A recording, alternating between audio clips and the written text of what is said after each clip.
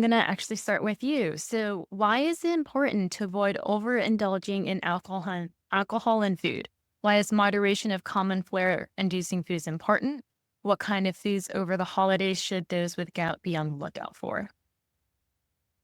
Complex topic, that the whole concept of food and alcohol and overindulgence um, is part of the mythology around gout, that a lot of people believe that their gout is caused by food. That's uh, simply not true. Um, Certainly, people can flare with certain foods. Typically, we talk about red meat, shellfish, um, beer, as particularly beer as a alcoholic beverage. But the disease isn't really caused by overindulgences or any of these substances. It's a genetic disease.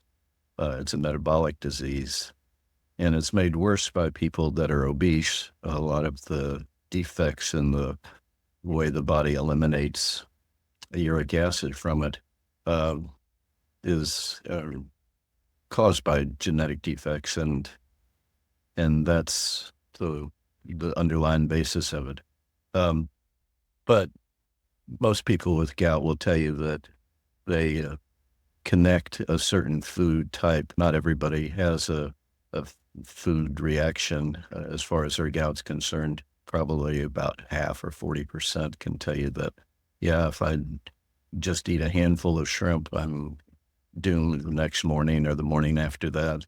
If I have a couple beers, I'm can expect to be paid for that. The more important thing has to do with what a kind of a diet should somebody with gout be on.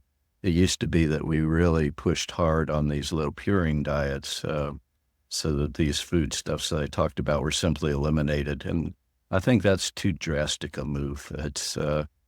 People with gout can have a beer each night. They can, by and large, have a steak every now and then. It's the overdoing it that causes problems. And the diets that we recommend in the Gout Education Society are the DASH diet, which is one that's commonly given to people with high blood pressure, and a Mediterranean diet, which essentially is grains and nuts and green vegetables and little chickens thrown in on the side. But they're just kind of common sense diets that people with gout have because most people with gout have other medical problems, high blood pressure, kidney disease, maybe some heart disease, diabetes. All of these are more importantly handled by diet than gout itself. So it's it is important to watch what you eat for all of those reasons, and especially around